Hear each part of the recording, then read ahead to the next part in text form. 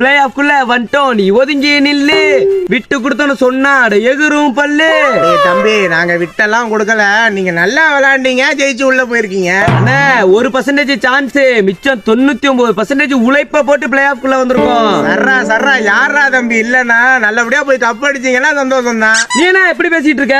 நீ ஏதாவது கேட்கணும், அதுக்கு பதில் சொல்லணும். நான் ப்ரிப்பேர் பண்ணிட்டு வந்திருக்கேன், கேளு. தம்பி பிளே ஆஃப் போய் ஃபைனல் போய் கப் அடிக்கிற வேலையை பாருங்கடா. பேச்செல்லாம் நல்லா தான் இருக்கு, ஆனா மூஞ்சி வருத்தமா இருக்கு. அது உங்கள்கிட்ட தோத்த வருத்தம் இல்லடா, நேத்துக்கு தானே எங்க தலை தோனியை கடைசியா பார்த்தோம், இதுக்கப்புறம் அவரை எப்ப பார்க்க முடியும்னு தெரியல, அந்த வருத்தத்துல இருக்கோம்டா. என்னையா சொல்ற? ஒரு உண்மையான சிஎஸ்கே ஃபேனா நீங்க கப் அடிக்கணும் தானே நாங்க ஆசைப்படுறோம்.